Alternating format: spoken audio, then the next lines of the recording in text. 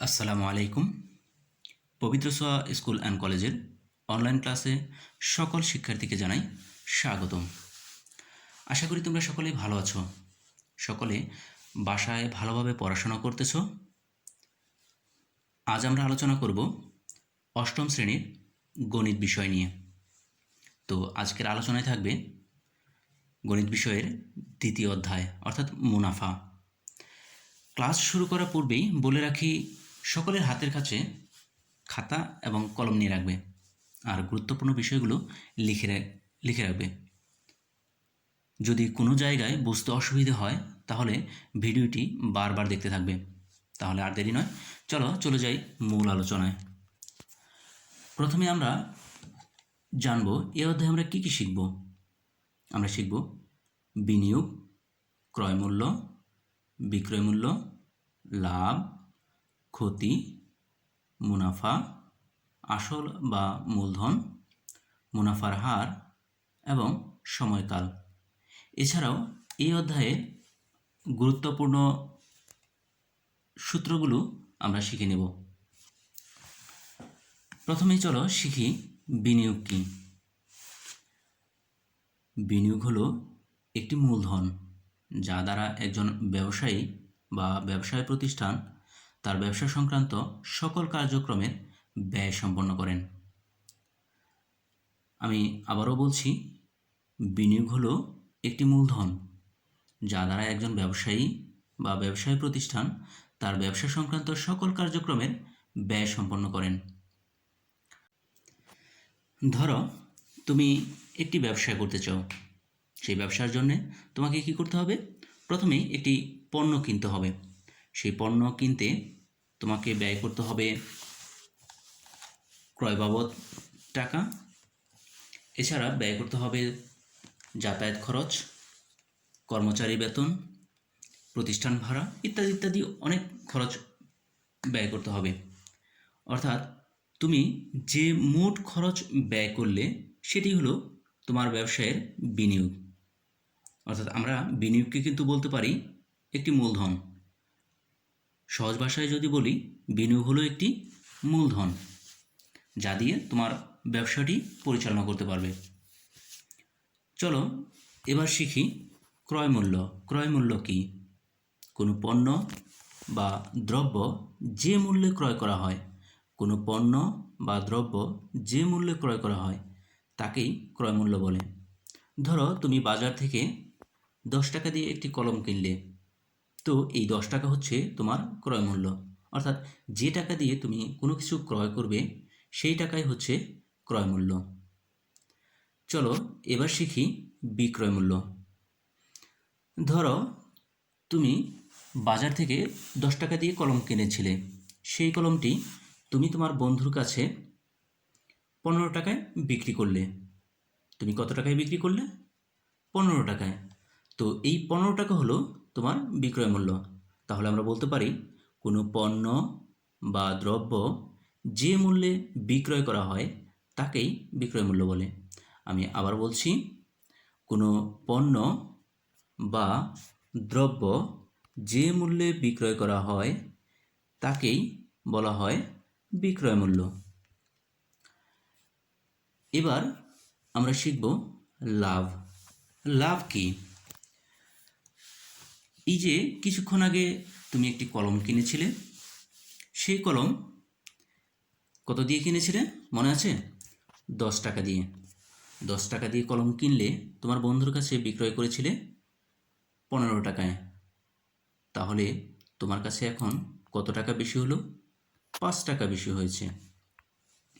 তাহলে এই 5 টাকা বেশি হয়েছে, অর্থাৎ তুমি যা দিয়ে কিনেছিলে তার চেয়ে 5 টাকা বেশি মূল্যে বিক্রয় করেছ। তো যত টাকা বেশি মূল্যে বিক্রয় করলে সেটি হচ্ছে তোমার লাভ। অর্থাৎ আমরা বলতে পারি কোনো পণ্য বা দ্রব্যের ক্রয় মূল্যের চেয়ে বিক্রয় মূল্য বেশি হলে লাভ হয়। আমি আবারও বলছি, কোনো পণ্য বা দ্রব্যের ক্রয় মূল্যের চেয়ে বিক্রয় মূল্য বেশি হলে কি হয়? লাভ হয়। তাহলে আমরা এখান থেকে একটি সূত্র লিখতে পারি। সূত্রটি কি?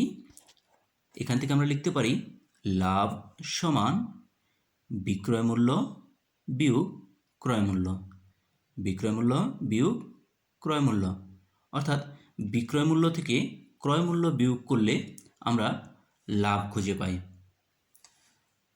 এবার আমরা শিখব ক্ষতি। আচ্ছা, তুমি যে 10 টাকা দিয়ে পণ্যটা কিনেছিলে সেই পণ্যটা যদি তুমি 8 টাকায় বিক্রি করতে, তাহলে তোমার পূর্বের চেয়ে টাকা নিশ্চয়ই কমে যেত। কত টাকা কমে যেত? 2 টাকা। তো এই যে 2 টাকা কমে গেল, এটাই হচ্ছে তোমার ক্ষতি। অর্থাৎ পণ্য তুমি যে মূল্যে ক্রয় করেছিলে তার চেয়ে কম মূল্যে বিক্রয় করলে তোমার কি হবে? ক্ষতি হবে। তাহলে আমরা বলতে পারি কোনো পণ্য বা দ্রব্যের বিক্রয় মূল্যের চেয়ে ক্রয় মূল্য বেশি হলে, আমি আবারও বলছি, কোনো পণ্যের বা দ্রব্যের বিক্রয় মূল্যের চেয়ে ক্রয় মূল্য বেশি হলে ক্ষতি হয়। তাহলে এখান থেকে আমরা বলতে পারি ক্ষতি সমান, আমরা বলতে পারি ক্ষতি সমান ক্রয় মূল্য বিয়োগ বিক্রয় মূল্য। তাহলে আমরা বলতে পারি কি? ক্ষতি সমান ক্রয় মূল্য বিয়োগ বিক্রয় মূল্য। এবার আমরা আসি আসল বা মূলধন। তো যে কোনো ব্যবসায়ের ক্ষেত্রে এই জিনিসটি হচ্ছে খুবই গুরুত্বপূর্ণ। আমরা এই অধ্যায়ে যে অঙ্কসমূহ করব সেই জিনিসটি হচ্ছে, সেই মূল জিনিসটি হচ্ছে আসল বা মূলধন। তো আসল বা মূলধন কি, চলো আমরা শিখে নিই। ব্যাংকে যে টাকা জমা রাখা হয় বা ব্যবসায় যে টাকা বিনিয়োগ করা হয় তা হলো আসল বা মূলধন। আমরা একটু আগে বিনিয়োগ শিখে আসছি, সেই বিনিয়োগেরই আরেকটি নাম আমরা বলতে পারি মূলধন। অর্থাৎ তুমি ব্যাংকে যদি 10,000 টাকা জমা রাখো তাহলে সেই টাকাটা হবে আসল। অথবা ব্যবসায় যদি তুমি 10,000 টাকা বিনিয়োগ করে থাকো সেই টাকাটাই হচ্ছে তোমার আসল বা মূলধন। তাহলে আমরা আসল বা মূলধন হিসেবে কি বিবেচনা করতে পারি? ব্যাংকে যে টাকা জমা রাখা হয় বা ব্যবসায় যে টাকা বিনিয়োগ করা হয় তাকে আসল বা মূলধন বলে। আমি আবারও বলছি, ব্যাংকে যে টাকা জমা রাখা হয় বা ব্যবসায় যে টাকা বিনিয়োগ করা হয় তাকে আসল বা মূলধন বলে। এবার আমরা শিখি মুনাফা। মুনাফা কি?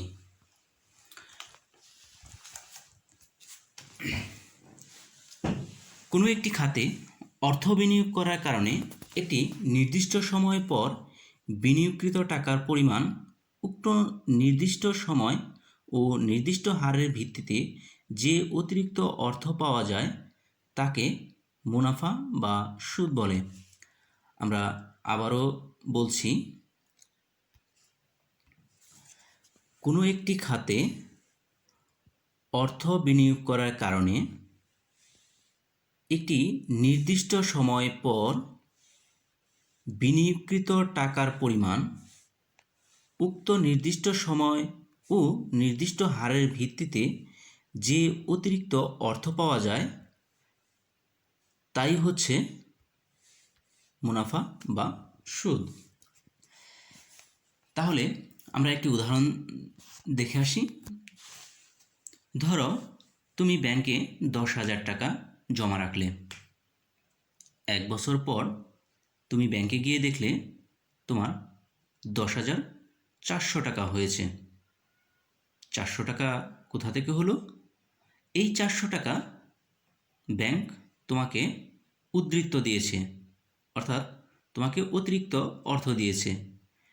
10,000 টাকা জমা রাখার বিনিময়ে তোমাকে যে অতিরিক্ত 400 টাকা দেওয়া হলো সেই টাকাটাই হচ্ছে মুনাফা বা সুদ।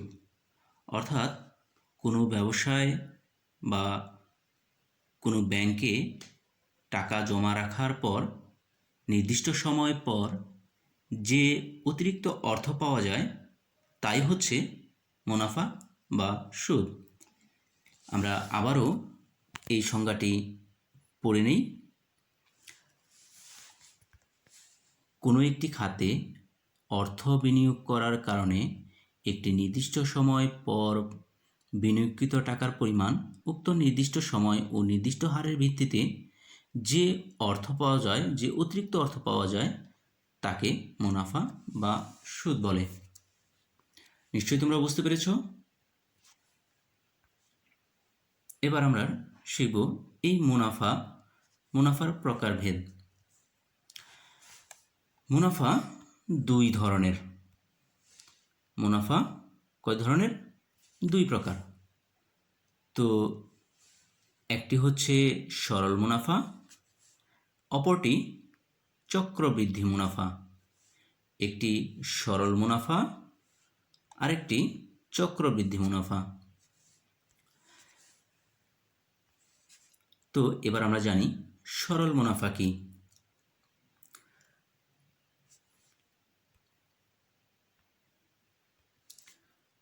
সরল মুনাফা হচ্ছে প্রতি বছর শুধু প্রারম্ভিক মূলধনের উপর যে মুনাফা হিসেব করা হয়। আমি আবার বলছি, প্রতি বছর শুধু প্রারম্ভিক মূলধনের উপর যে মুনাফা হিসেব করা হয় তাকে সরল মুনাফা বলে। অর্থাৎ তুমি যদি 10,000 টাকা ব্যাংকে জমা রাখো, সেই টাকার উপর প্রতি বছর যে মুনাফাটা দেওয়া হবে, তোমার শুধুমাত্র 10,000 টাকার উপরে যে মুনাফাটা দেওয়া হবে সেই মুনাফাটা হচ্ছে সরল মুনাফা। আসলে সাধারণ মুনাফা বলতে আমরা সরল মুনাফাকেই বুঝে থাকি। আমরা সাধারণত মুনাফা বলতে সরল মুনাফাকেই কিন্তু বোঝায়। তো আমরা জানলাম সরল মুনাফা কি। এরপরে আমরা শিখব চক্রবৃদ্ধি মুনাফা। চক্রবৃদ্ধি মুনাফা কি?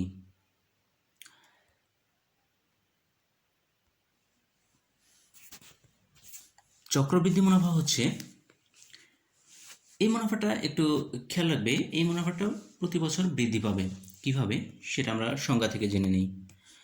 প্রতি বছর শেষে, অর্থাৎ প্রতি বছর শেষে যদি মূলধনের সাথে মুনাফা যোগ হয়ে নতুন মূলধন তৈরি হয় তবে তাকে চক্রবৃদ্ধি মূলধন বা চক্রবৃদ্ধি মূল বলা হয়। একে সুবৃদ্ধি মূলও বলা হয়ে থাকে। আমি বিষয়টিকে আরেকটু বুঝিয়ে বলছি। ধরো তুমি 10,000 টাকা ব্যাংকে জমা রাখলে। তোমার প্রথম বছর শেষে তোমার মূলধনের পরিমাণ দাঁড়ালো 10,400 টাকা, অর্থাৎ মুনাফা ছিল 400 টাকা। সেই 400 টাকা সহ তোমার মূলধনের পরিমাণ দাঁড়ালো 10,400 টাকা। এখন এই 10,400 টাকা তোমার দ্বিতীয় বছরের জন্যে মূলধন হয়ে গেল। অর্থাৎ প্রথম বছর তোমার মূলধন ছিল 10,000 টাকা, কিন্তু দ্বিতীয় বছরে তোমার মুনাফা সহ মূলধন দাঁড়ালো 10,400 টাকা, অর্থাৎ তোমার মূলধনটা কিন্তু বেড়ে গেল। পরবর্তী বছর এই 10,400 টাকার উপর তোমাকে মুনাফা দেওয়া হবে। প্রথম বছর তোমাকে মুনাফা দেওয়া হয়েছে শুধুমাত্র 10,000 টাকার উপর, কিন্তু পরবর্তী বছর তোমাকে মুনাফা দেওয়া হবে কত? 10,400 টাকার উপর। এভাবে পর্যায়ক্রমে তার পরবর্তী বছর আরেকটু মুনাফা বাড়বে, সেই মুনাফা যুক্ত হবে তোমার মূলধনের সাথে। এভাবে মূলধনের সাথে মুনাফা যদি যুক্ত হতে থাকে তখন সেই মুনাফা মূলধনকে বলা হয় হচ্ছে চক্রবৃদ্ধি মূলধন। সেই মুনাফা মূলধনকে কি বলা হবে? চক্রবৃদ্ধি মূলধন। এর আরেকটি নাম হচ্ছে সবৃদ্ধি মূল। এবার তাহলে চক্রবৃদ্ধি মুনাফা কি আমরা শিখি। প্রতি বছর বৃদ্ধিপ্রাপ্ত মূলধনের উপর যে মুনাফা হিসেব করা হয় তাই হচ্ছে চক্রবৃদ্ধি মুনাফা। অর্থাৎ প্রতি বছর আমরা প্রথম বছর 10,000 টাকা জমা রাখার পর আমরা মুনাফা পেলাম 400 টাকা, এবং পরবর্তী বছর 10,400 টাকা তোমার মূলধন হয়ে গেল। এই 10,400 টাকার উপর আবারও ধরো মুনাফা হলো 600 টাকা। তাহলে তোমার তৃতীয় বছর মোট মূলধন দাঁড়াবে 10,400 ও 600, মোট হবে 11,000 টাকা। তাহলে তোমার প্রথম বছর মূলধন ছিল কত? 10,000 টাকা। দ্বিতীয় বছর শেষে তোমার মূলধন দাঁড়াচ্ছে 11,000 টাকা। তার মানে 1,000 টাকা বেশি হচ্ছে। এই 1,000 টাকা প্রতি বছর হিসেবে বাড়ছে, যার জন্যে একে বলা হয় হচ্ছে চক্রবৃদ্ধি মুনাফা। তাহলে আমরা চক্রবৃদ্ধি মুনাফা কিভাবে পাব? চক্রবৃদ্ধি মূলধন থেকে মোট মূলধন বিয়োগ করলে চক্রবৃদ্ধি মুনাফা পাওয়া যায়। চক্রবৃদ্ধি মূলধন থেকে মোট মূলধন বিয়োগ করলে চক্রবৃদ্ধি মুনাফা পাওয়া যায়।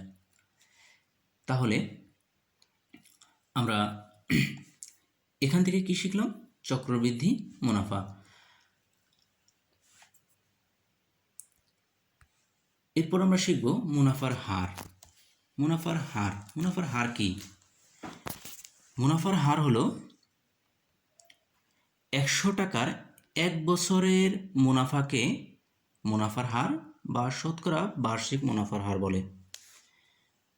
100 টাকার এক বছরে যে টাকা অতিরিক্ত পাওয়া যাবে, সোজা ভাষায় যদি বলি, তুমি 100 টাকা তোমার বন্ধুকে এক বছরের জন্য ধার দিলে,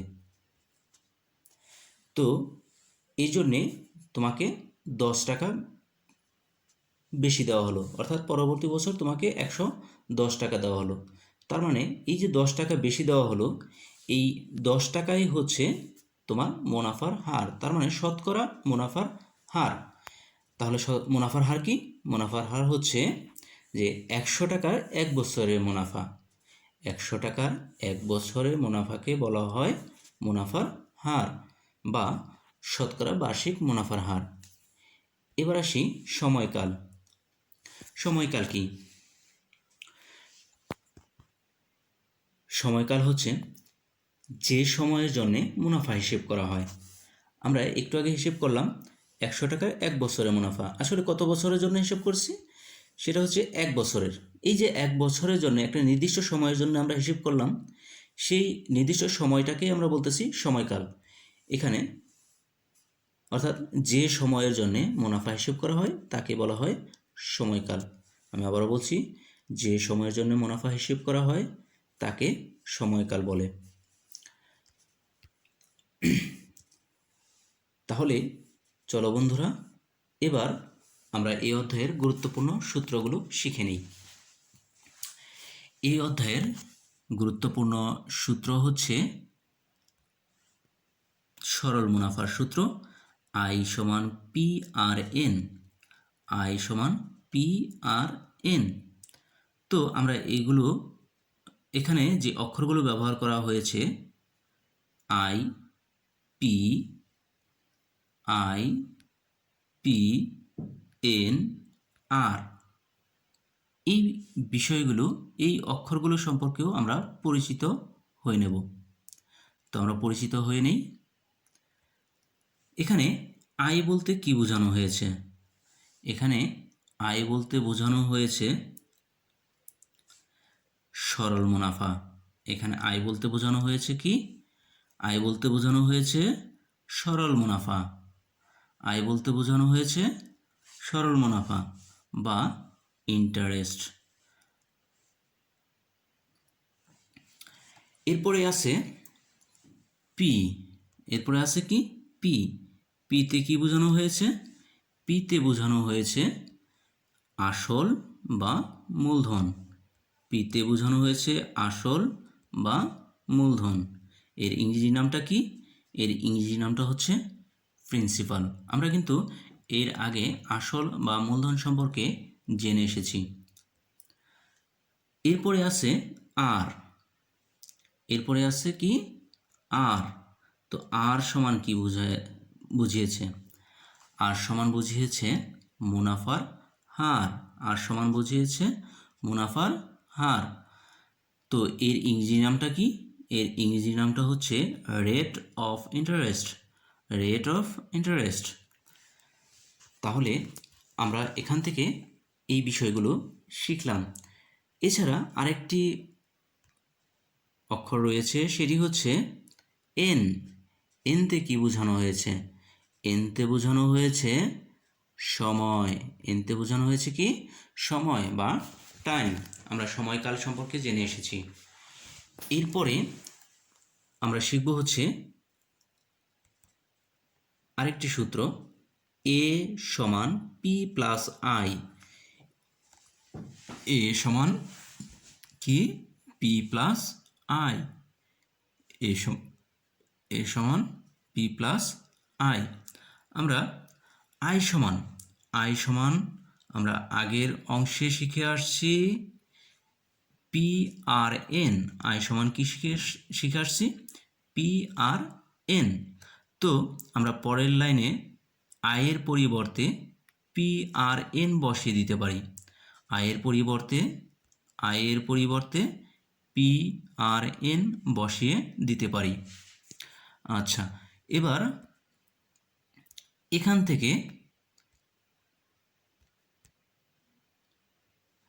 এখান থেকে পি, দেখো দুটো রাশিতেই পি বিদ্যমান। আমরা পিটাকে কমন নিতে পারি। পরের লাইনে আমরা পিকে কমন নেব। পিকে কমন নেওয়ার পরে থাকবে কি? 1 প্লাস আর এন। 1 প্লাস আর এন। 1 প্লাস আর এন। তো এবার আমরা নতুন একটি অক্ষর শিখলাম। সেখানে কি? এ দেয়া আছে। এতে কি বোঝায়? এতে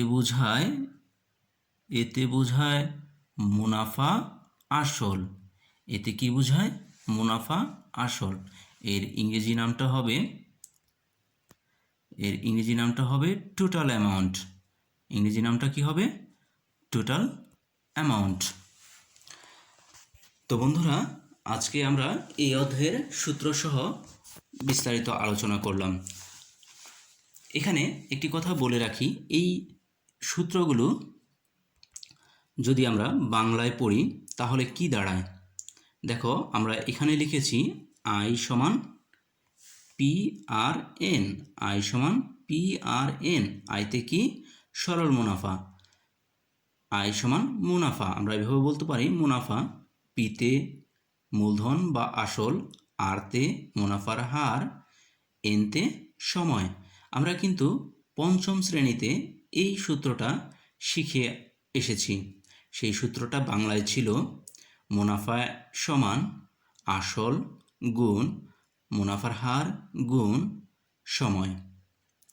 এছাড়া আমরা আরেকটি সূত্র শিখেছিলাম, এ সমান পি প্লাস আই। এটা পঞ্চম শ্রেণীতে বাংলায় শিখেছিলাম। মুনাফা আসল সমান আসল যোগ মুনাফা।